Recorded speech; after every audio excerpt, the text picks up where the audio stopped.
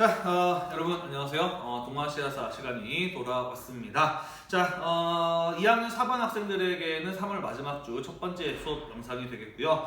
나머지 1, 2, 3, 5반 학생들에게는 3월 마지막 주의 세 번째 마지막 수업 영상이 되겠네요. 자, 우리 지난 시간에 교재 8페이지에 한 문제 시기부터 한 문제 시기에 대해서부터 살펴보았어요. 그죠? 지난 시간에 배운 내용 잠깐 복습을 하고 마저 이어서 계속해서 진도를 나가보도록 하겠습니다. 자, 한 무제 시기는 한 나라의 전성기이자 변곡점이다라고 이야기를 했어요. 한 무제 때 가게 되면서 봉건제는 크게 축소가 되고 군현제가 실시되는 지역이 거의 전국적으로 넓어지게 되었다라고 이야기를 했습니다. 그러면서 중앙집권 체제가 한 무제 시기에 이르러서 완성되었다라고 이야기를 했었죠. 그죠? 자, 이렇게 안정된 국력을 바탕으로 한 무제 시기에 활발한 정복 활동을 하게 되면서 한 나라의 영토는 대전적으로 확대되었다라고 이야기를 했어요. 북쪽으로는 흉노, 동쪽으로는 고조선, 남쪽으로는 북베트남 지역을 침략을 하고 또 정복을 하였다라고 이야기를 했어요. 요거 나중에 자세하게 이야기를 할 겁니다. 자, 그 중에서 특히 주된 공격의 대상이 된 것은 어디였냐면은 바로 흉노였다라고 이야기를 했어요. 왜 그랬냐면은 우리가 이제 이번 시간에 자세하게 다룰 텐데요. 흉노족이 북방 유목 지역에서 꽤나 큰 세력을 형성하면서 계속해서 한 나라를 경제적으로나 군사적으로 압박을 하고 있는 상황이었다라고 이야기를 했어요. 자, 그래서 그들과 맞서 싸워서 한 나라의 영토를 크게 확대시켰다라는 것인데요. 문제는 이러한 어떤 흉노와의 전쟁은 국력과 비용이 상당히 많이 들어가는 일이었다라고 이야기를 했어요. 그죠? 그래서 그 전쟁의 후유증으로 인해서 한 나라는 재정 부족이라든지 빈부 불균형의 심각과 같은 이러한 문제들이 나타나게 되었다라고 이야기를 했습니다. 또한 황제권을 강화하는 방법에는요, 유능하고 충성스러운 인재를 육성해서 선발하는 제도를 갖추는 것이라든지 아니면 외척이나 환관처럼 황제의 가족이나 친구를 이용을 해서 쉽고 빠르게 황제권을 강화하는 방법, 이 두 가지 방법이 중국에서 황제권을 강화하는 대표적인 두 가지의 방법으로 활용되었다라고 이야기를 했었는데요. 한 무제 이후로 가게 되면서 이 외척들의 권력이 지나치게 강해지게 되면서 황제권이 약화되는 이런 문제가 나타나기도 하였다라고 이야기를 했습니다. 그렇지만 한 무제 시기 때 유학을 장려하고 유교적인 교양과 덕목을 갖춘 인재를 관리로 선발하는 향거 리선제 같은 제도가 시행되기도 했었다라고 이야기를 했어요. 그죠? 법가 사상을 대신해서 새로운 통치 사상으로 주목을 받았던 유가 사상, 유학을 한 무제 때부터 적극적으로 장려하였다라고 이야기를 했습니다. 그러면서 지방에서 유교적인 교양과 지식, 덕목을 갖춘 인재들을 추천해서 관리로 선발하는 제도를 실시하였으니 그게 바로 향거 리선제라고 이야기를 했습니다. 이 향거 리선제는 유교가 국가의 통치 이념으로서 널리 확산되는 데에 중요한 영향을 미쳤다라고 이야기를 했었는데요. 한편 이 제도는 시험 제도가 아니라 추첨 제도이다 보니까 지방에 힘이 있는 세력들, 호족들이 자신의 자식들을 뇌물수수와 같은 부정한 방법으로 추천하는 문제점이 나타나기도 하였다라고 이야기를 했어요. 그래서 향거 리선제가 실시된 결과 지방의 호족들이 정치적으로 성장하는 문제점이 나타났었다라고 이야기를 했습니다. 그래서 이 한 나라 시기에 이후에 점차 어떤 일이 벌어지게 되었느냐, 외척과 이 호족에 의해서 지나치게 강한 권력이 장악된, 그러면서 여러 가지 사회적인 문제가 발생하는 모습이 나타나게 되었다라고 이야기를 했습니다. 그쪽으로 넘어갑시다.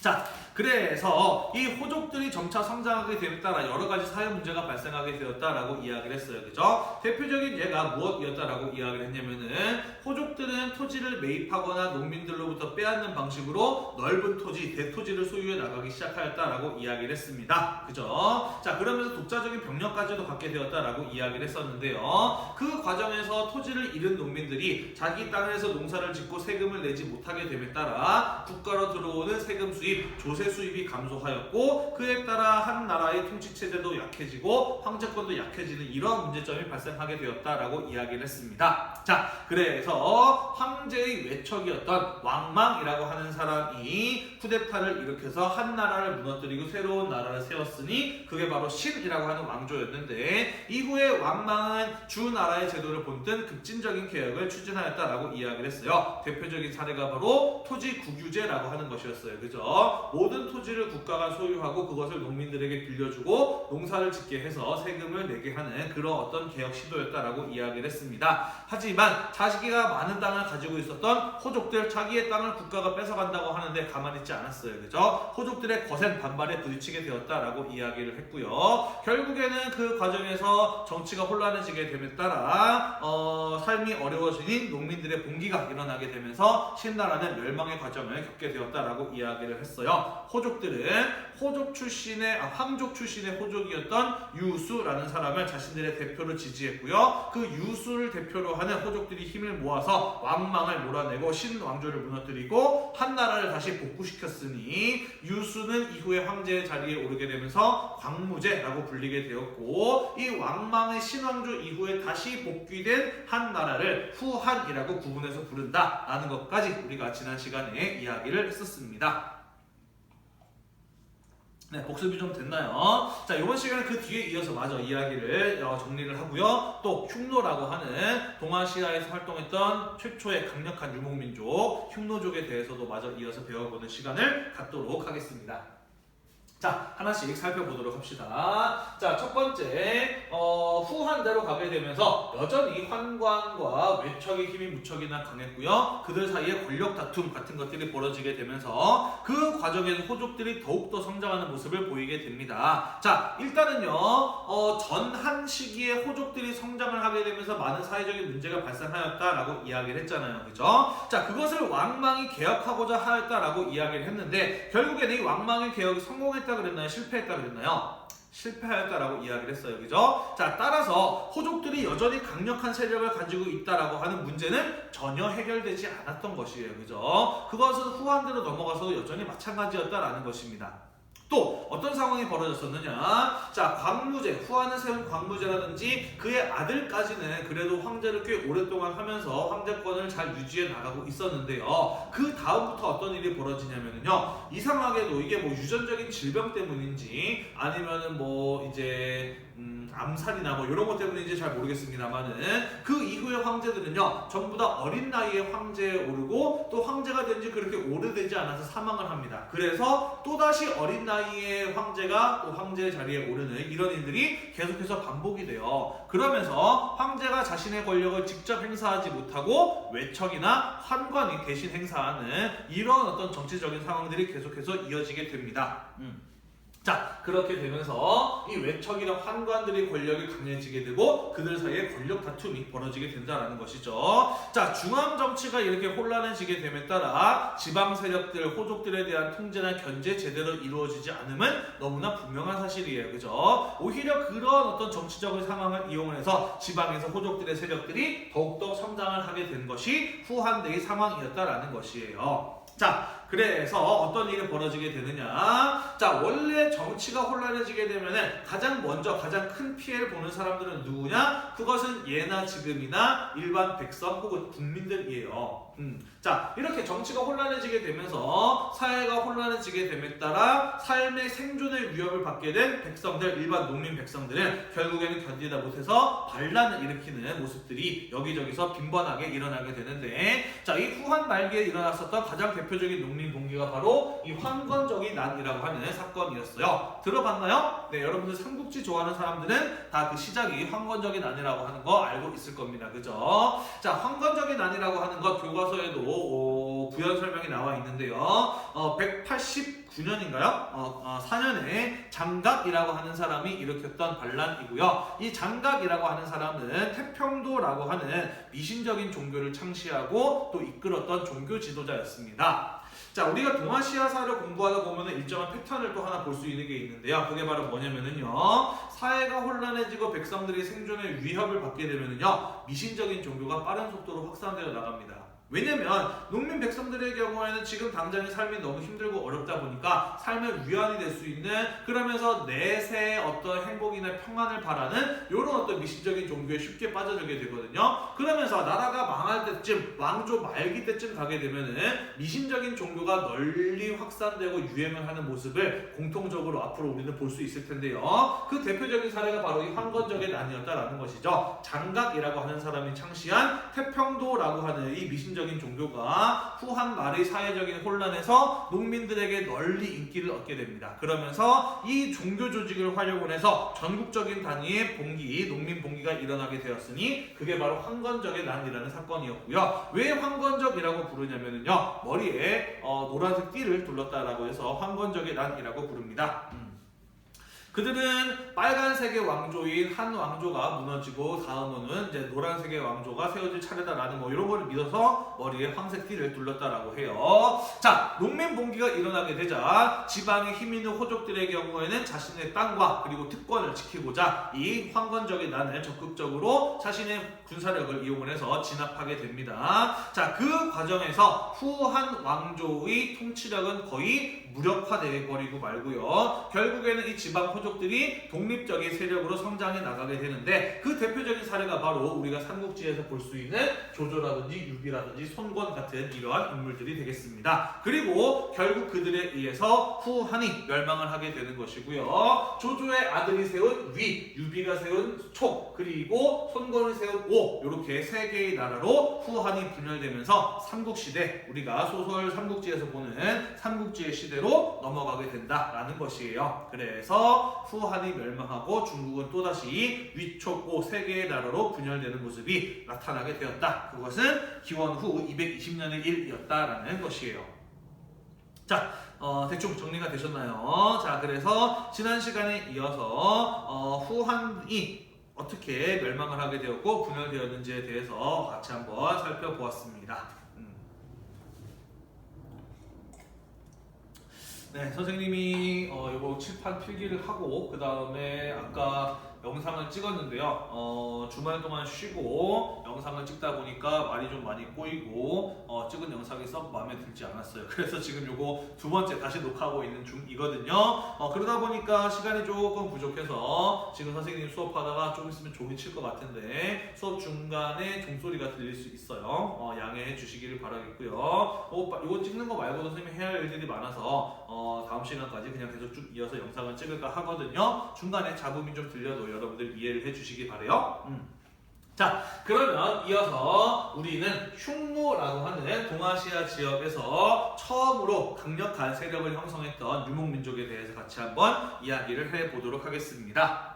자, 이 흉노라고 하는 이 유목민족의 경우에는요, 그 이전부터도 북방 초원 지역에서 활동을 하고 있었던 유목민족이라고 보여집니다. 상나라 시대라든지 주나라 시대 때에도 험윤이라고 이 중국 사람들이 부르는 북방의 유목민족들이 존재하고 있었다라고 하고요. 그리고 이 험윤이라고 불렸던 유목민족들이 주나라 때도 계속해서 중국으로 내려와서 침략이나 약탈을 일삼아서 그들을 토벌했다라는 그런 어떤 기록들이 나오고 있어요. 그래서 아마 이 험윤이라고 불렸던 사람들이 흉노족의 기원이 아닐까 하고 추정을 하고 있다고 합니다.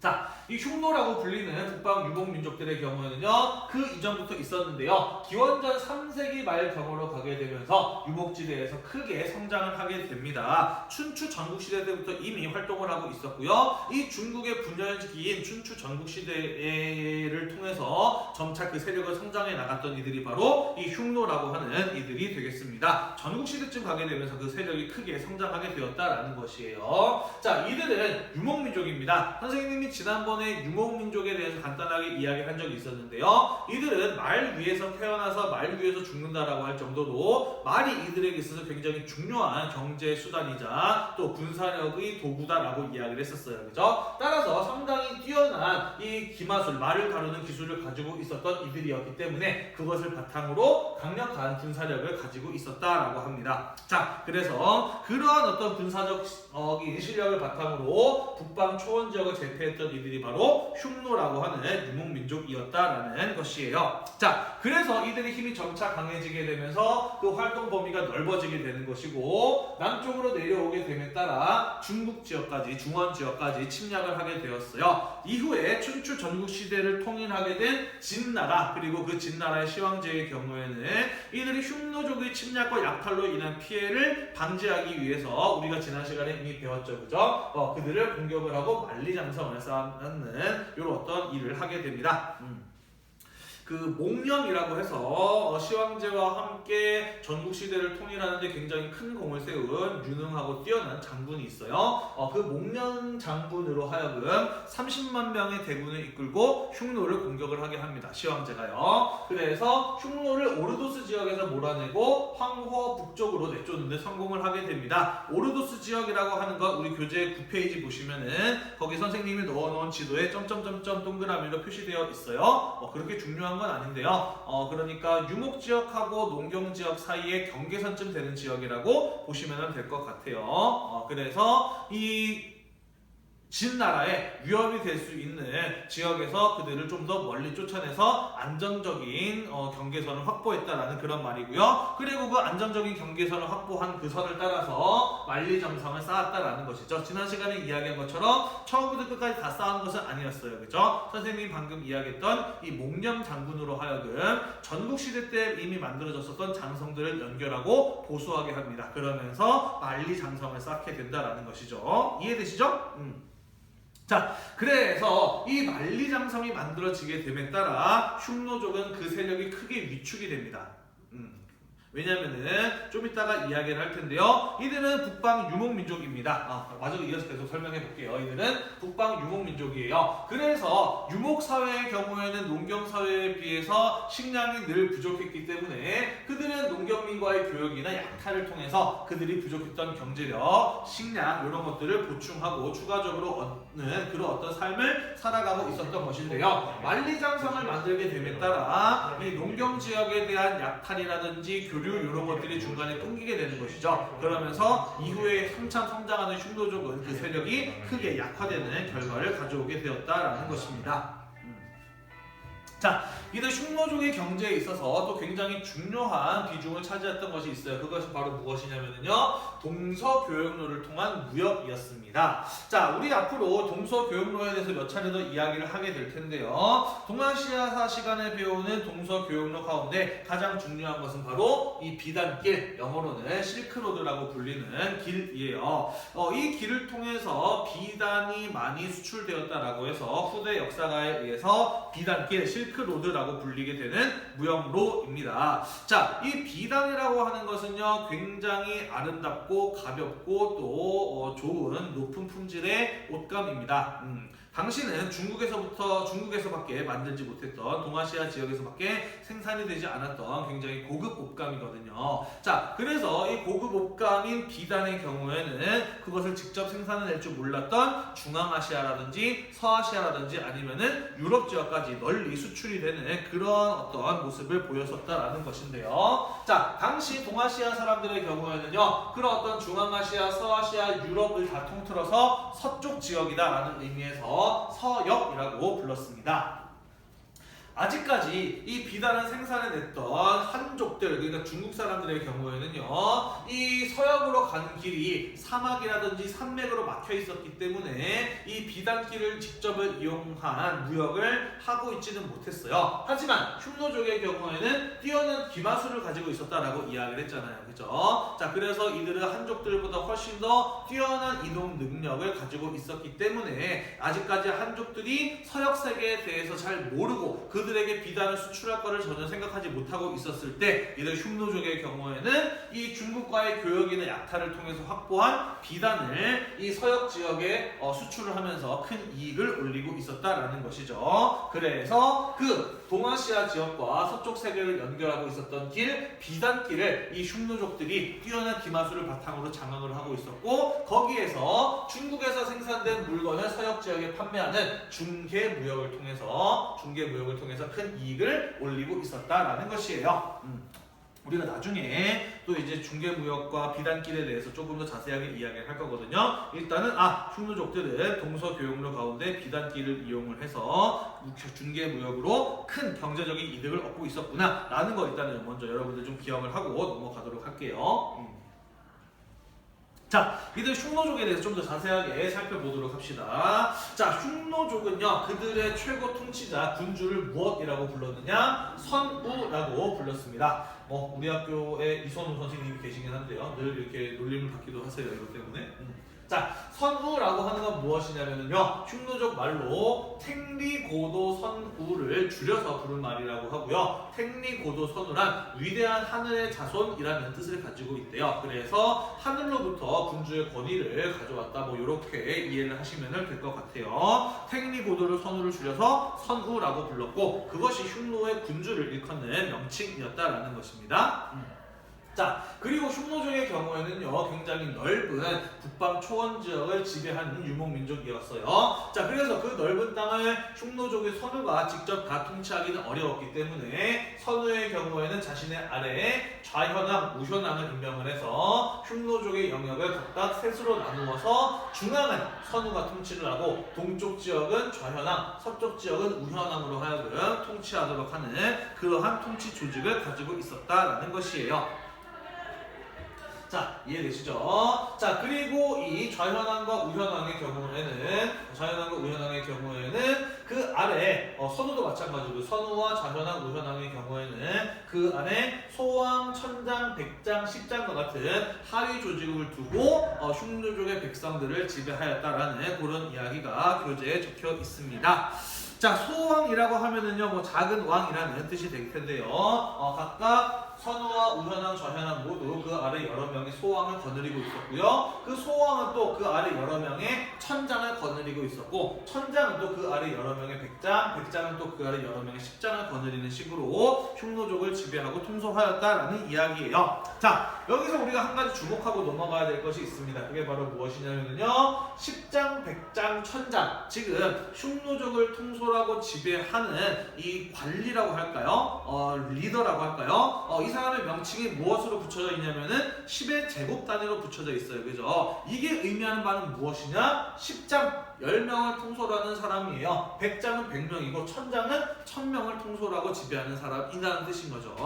자, 이러한 명칭을 사용하게 된 까닭은 무엇이냐면요, 봅시다. 이들은 유목민족이고 이동생활을 하는 사람들이에요. 그죠? 자, 그래서 농경민족이라고 한다면 어떻게 지방 단위를 다스리느냐? 우리가 이전에 배웠던 뭐 봉건제나 군현제처럼요, 땅을 나눠요. 땅을 전국을 36개의 군으로 나누고 그 군 아래 20개의 현으로 나누어서 각각 군을 다스리는 군수와 현을 다스리는 현령을 임명을 해서 그 지역을 통솔하도록 하였다라고 이야기를 했었잖아요. 배웠잖아요. 그죠? 자, 농경민족은 어차피 땅에 붙어서 사는 사람들이기 때문에 그렇게 군과 현으로 땅의 크기를 나누면은 자연스럽게 행정 구분이 되는 겁니다. 땅에 붙어 사는 사람들이기 때문에 땅을 크기로 나눠서 이 정도 땅을 크기를 관리하는 사람, 이 정도 크기의 땅을 관리하는 사람을 딱 임명해 놓으면은요, 거기에 살고 있는 백성들을 체계적으로 나누고 통솔하는 게 가능하다라는 것이죠. 자, 그렇지만 이 흉노족 같은 경우에는요, 유목민족이라 그랬어요. 그죠? 이들은 끊임없이 이동생활을 하는 사람이기 때문에 여기서부터 여기까지 이만큼의 땅 관리하는 사람, 여기서부터 여기까지 이만큼의 땅 관리하는 사람, 땅을 기준으로 행정구역을 구분하는 것은 큰 의미가 없다는 거죠. 사람들이 계속 이동하기 때문에. 자, 그렇기 때문에 어떤 식으로 통치 조직을 갖추게 되는 것이냐? 이동하는 사람은 그 단위별로 묶는 겁니다. 그래서 10명 단위, 100명 단위, 1000명 단위, 그리고 그 이상 되는 단위, 이런 식으로 이동하는 사람들의 숫자별로 행정구역이라는 표현이 좀 그렇다. 행정조직을 만들고 그것을 통솔하는 장들을 임명하는 이러한 통치 구조를 가지고 있었다라는 것이에요. 이해되시나요? 네, 동아시아사 배우면서 앞으로 이런 식으로 유목민들만의 독특한 어떤 행정 조직 같은 것들도 여러 차례 배우게 될 것인데요. 그 특징 잘 살펴봐 두도록 합시다. 땅을 기준으로 행정 조직을 만들지 않는다. 땅이 아니라 항상 이동하는 사람들이기 때문에 이동하는 사람들 단위로 행정 조직을 만드는 것이 유목민족의 특징이다라는 거 일단은 기억하고 넘어가도록 합시다. 자, 만리장성이 생기게 되면서 그 세력이 크게 위축되었던 흉노족, 이후에 그 세력을 회복하게 되면서 한나라를 크게 압박하게 되고 이후에 동아시아에서 군사적으로 굉장히 강력한 모습을 보여주게 되는데요. 그거 칠판 지우고 또 마저 쓴 다음에 이어서 설명을 해보도록 하겠습니다. 잠깐만 기다려주세요. 영상 잠깐 끊깁니다.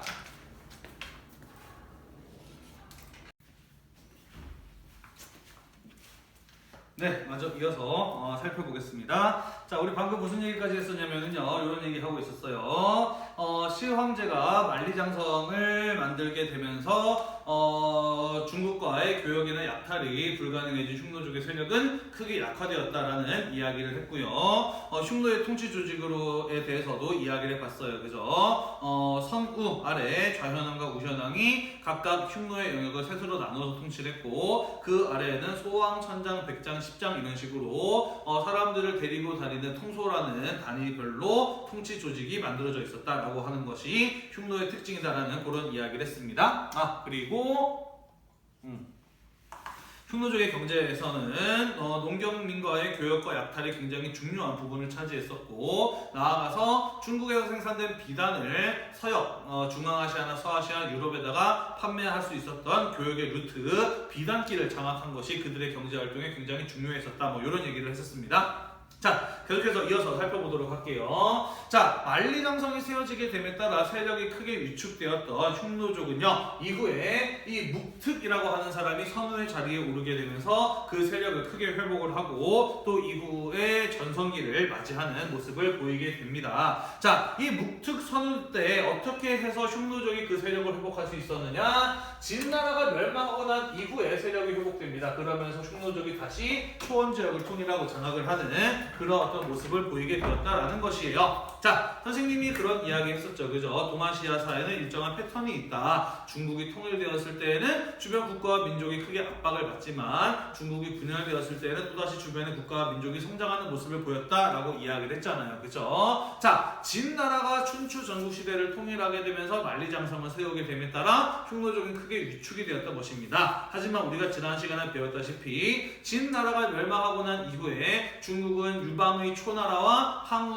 유방의 한나라와 항우의 초나라로 나뉘어서 자기들끼리 치열하게 싸우는 이른바 진한 교체기의 혼란이 벌어지게 되지 않습니까? 그죠? 자, 그런 어떤 중국의 혼란기를 이용을 해서 흉노족이 다시 그 세력을 회복할 수 있었다라는 것입니다.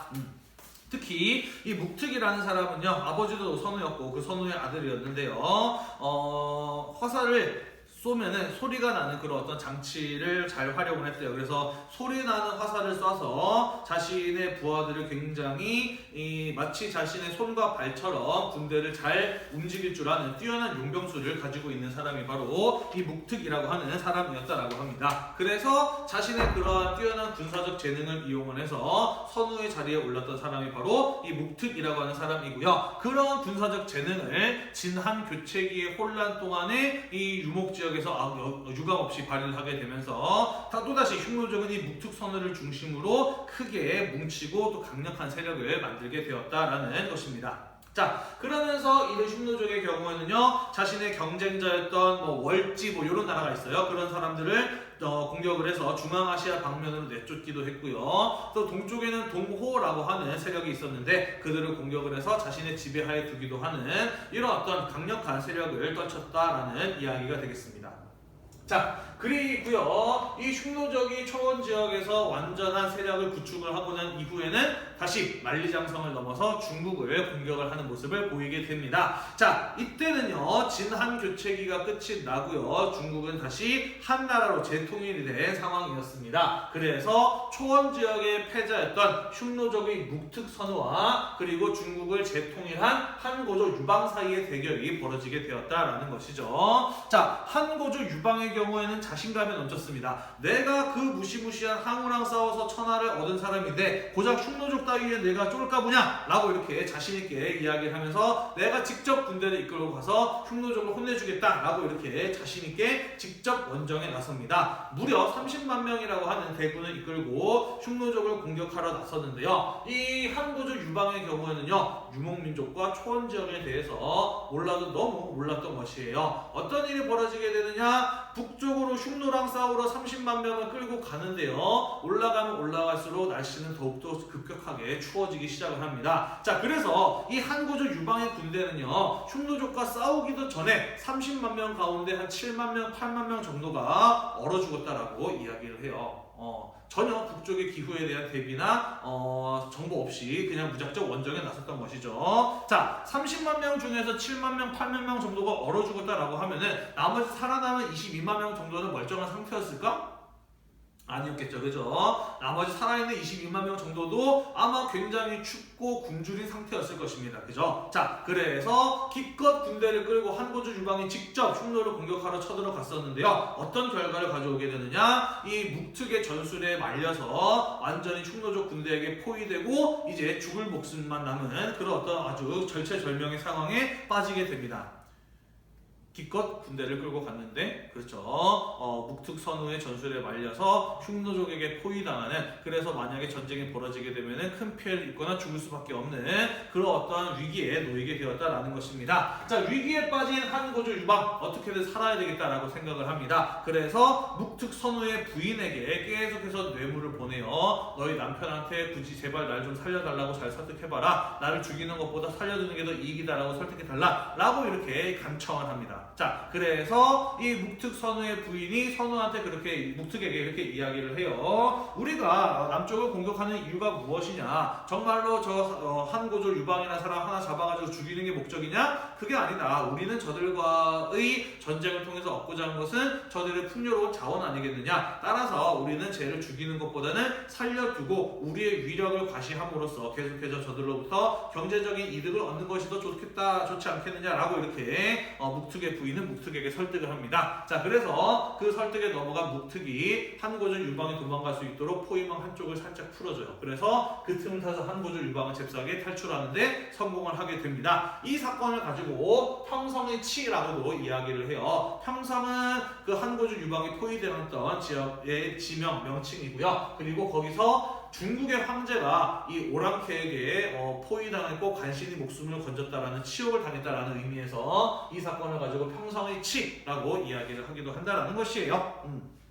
자, 그래서 묵특과 한고조 유방의 대결에서는 묵특의 흉노가 승리를 거두게 되었다라는 것입니다. 자, 따라서 한 나라의 경우에는 이후에 이렇게 군사적으로 강력한 흉노와의 관계에서 평화를 유지하기 위해서는 그들이 요구하는 요구 조건을 들어줄 수밖에 없었다라는 것이죠. 자, 그래서 이후에 한 나라는요, 흉노에게 화번 공주를 보내고, 그리고 그들이 필요로 하는 식량이나 비단과 같은 물자를 정기적으로 제공하는 조건으로 화친을 맺게 됩니다. 자, 일단은 화친이라고 하는 것은 무엇이냐면요, 혼인 관계를 통해서 우호적인 관계를 맺는 것을 가지고 화친이라고 이야기를 해요. 물론 혼인 관계가 없이 우호적인 관계를 맺는 것을 화친이다 라고도 하기는 하는데요, 정확히 설명을 하자면 사실은 혼인 관계를 통해서 우호 관계를 맺는 행위를 가지고 화친이라고 해요. 물론 혼인 관계는 없는 경우도 있다라고 이야기를 했어요. 자, 그래서 결혼을 통해서 우리는 가족처럼 사이좋은 사이를 맺는다, 사이좋은 관계가 된다 라고 하는 것을 가지고 우리는 화친을 맺는다 라고 이야기를 하는 것이에요. 자, 그래서 혼인관계를 통해서 우호적인 관계를 맺어야 되니까 당연히 누군가는 흉노로 가서 흉노족과 결혼을 해야 되겠죠, 그죠? 자, 그래서 한 나라에서는 이 왕실의 공주나 아니면 왕실의 여자들을 흉노의 선우에게 시집을 보내게 됩니다. 그렇게 흉노의 선우에게 시집을 보내서 화친을 맺기 위해서 보내지는 공주를 가지고 화번공주라고 불러요. 화번공주라고 부릅니다. 자, 화번공주는 한나라 때만 있었던 것이 아니고요, 이후에 등장하는 중국의 왕조, 예를 들자면 뭐 당나라 같은 데에서도 중국이 다른 국가들이나 민족보다 힘이 약할 때 그들과의 평화를 유지하기 위해서 또 보내지기도 합니다. 그러니까 한나라 때만 있었던 개념은 아니라는 거 알아두셨으면 좋겠어요. 그 이후에도 다른 왕조에서도 주변 민족과의 이민족과의 화치를 맺기 위해서 황실의 공주나 아니면은 부녀자를 시집을 보냈었는데, 그런 개념을 가지고 화번공주라고 부른다는 것이에요. 무슨 말인지 이해가 되시죠, 그죠? 자, 그래서 이후에 한나라의 경우에는 자기들보다 군사적으로 강력한 흉노와 평화를 유지하기 위해서 황실의 공주나 부녀자를 선우에게 시집 보내는 화번공주를 보내고, 또 그들이 남쪽으로 침략을 해왔던 근본적인 이유, 그들이 원했던 경제력이죠. 비단이라든지 식량과 같은 이러한 어떤 물자를 제공하는 조건으로 이후에 한과 흉노 사이의 평화가 유지될 수 있었다라는 것입니다. 자, 이것은요, 중국이 동아시아에서 늘 최고의 군사적인 우위를 가지지는 않았음을 잘 보여주는 사례라고 볼 수가 있다라는 것이고요. 볼 수가 있다는 것이고요. 이후에 흉노족의 경우에는요, 약 300년 동안 한 나라보다 훨씬 더 강력한 군사적인 우위를 보이면서 동아시아에서 군사적으로 가장 강력한 전성기의 모습을 보여주게 됩니다. 이해가 되시죠? 자, 그래서 이러한 어떤 흉노족의 군사적인 우위는요, 우리가 지난 시간에 배웠던 한 나라의 전성기, 한 무제가 나타나기 이전까지 계속해서 한 나라에 대해서 군사적으로나 외교적으로나 흉노가 훨씬 더 우세한 모습을 보이게 되고요. 한은 계속해서 군사적으로나 외교적으로나 열세의 모습을 보여주게 됩니다. 그래서 매년마다 흉노가 요구하는 많은 양의 비단이나 식량과 같은 물자를 그들에게 평화의 대가로 공급해야만 했다라는 것이고요. 선우가 새롭게 바뀌거나 할 때마다 한 나라에서는요, 화봉공주를 보내서 그들과 우호적인 관계를 계속해서 유지하려는 이러한 모습을 보이게 됩니다. 자, 교과서에 보시면은요, 화봉공주로 굉장히 유명한 사람 이야기 하나가 나와요. 왕소군이라고 하는 사람의 이야기인데요. 재미삼아 간단하게 좀 이야기를 해보자면은요, 왕소군이라고 하는 사람은 한 나라의 황제였던 원제라고 하는 사람의 밑에 있었던 궁녀입니다. 궁녀라고 하면은 후궁이 될 가능성을 가진 황제의 여자들이죠. 그들을 가지고 이제 궁녀라고 부르고요. 보통 한 나라의 황제의 경우에는 자신의 후궁이 될 자격을 갖춘 수많은 궁녀들을 거느리고 있었습니다. 그 중에 한 명이 바로 이 왕소군이라고 하는 사람이었죠.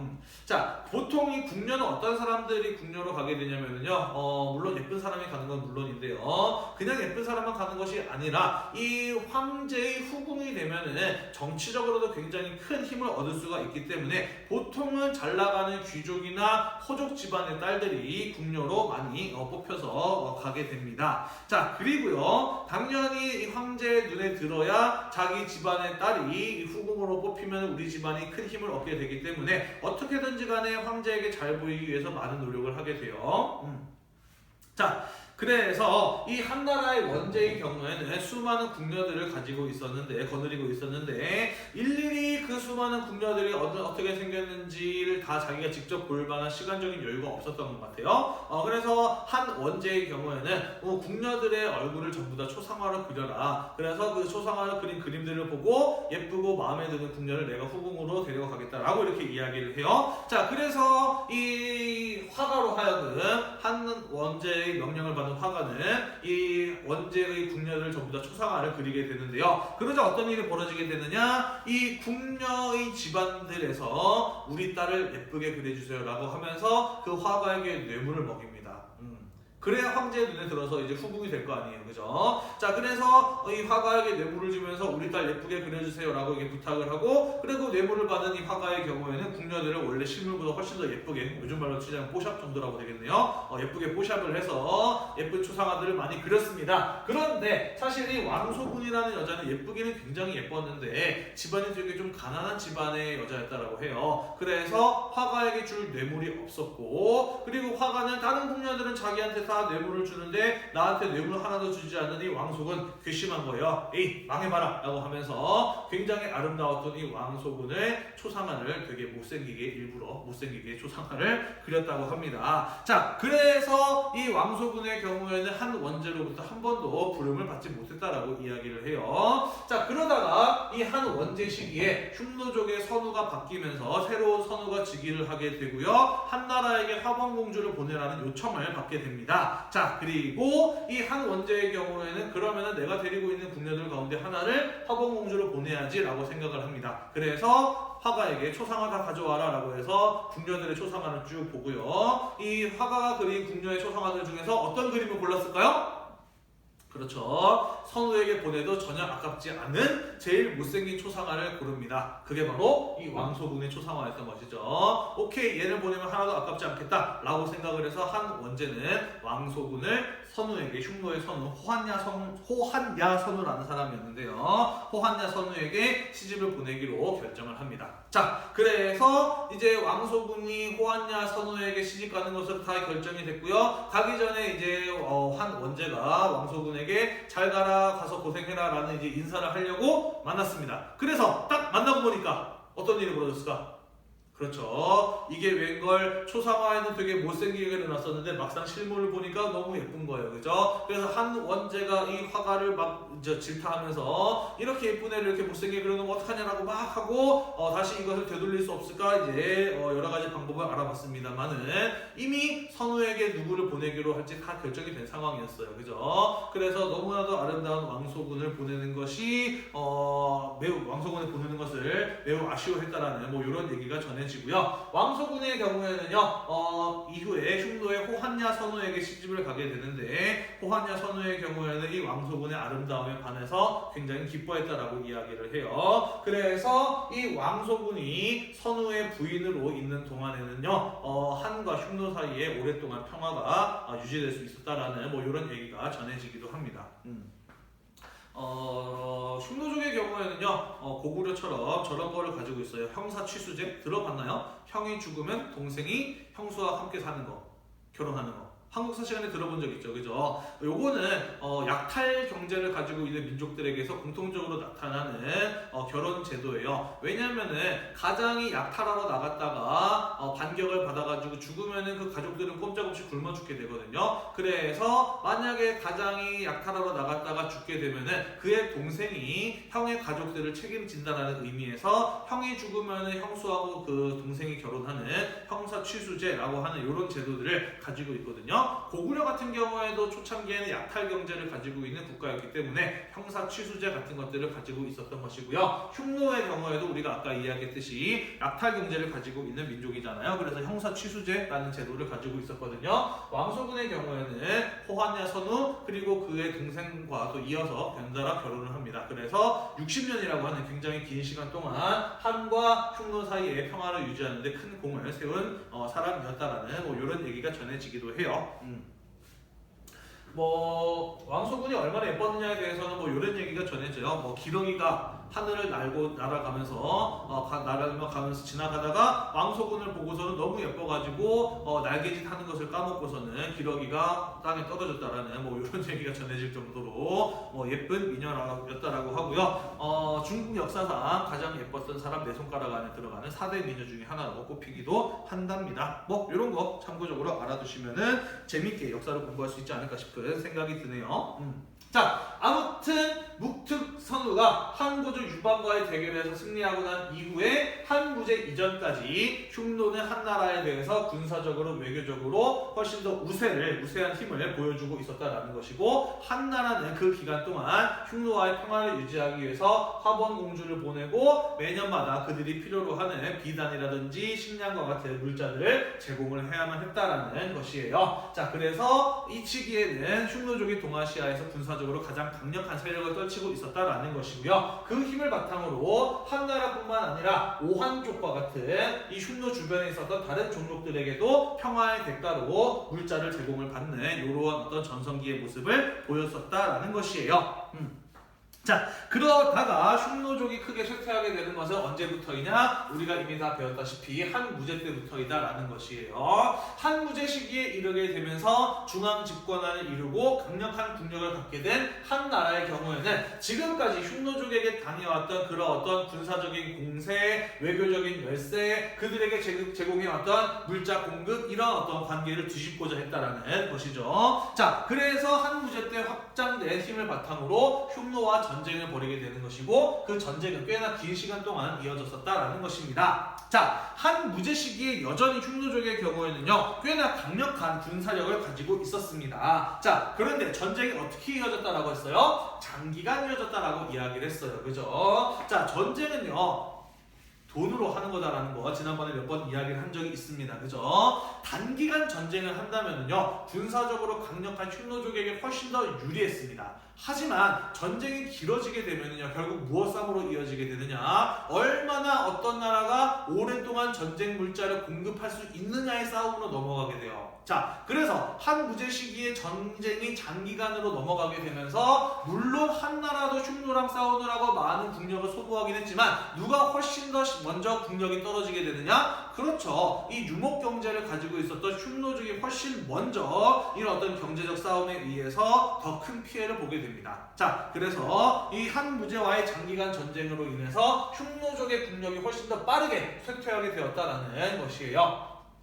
그리고 1세기 무렵에 가게 되면은요, 누가 선후의 자리를 차지할 것인가를 놓고 흉노족 내부의 분열이 일어나게 되면서 남흉노와 북흉노로 분열이 되는 이런 모습이 보여지게 됩니다. 결국 남흉노의 경우에는 한 나라에게 항복을 하는 모습을 보이게 되고요, 북흉노의 경우에는 끝까지 한 나라와 전쟁을 했습니다만은 패하게 되면서 더 이상 동아시아에서 활동을 하지 못하고 중앙아시아 지역으로 이동을 하는 그런 모습을 보이게 돼요. 자, 그러면서 흉노족의 전성기는 끝이 나게 되고요, 이후에는 흉노족이 유목민족으로서 큰 힘을 발휘하지 못하는 이런 모습을 보이게 됩니다.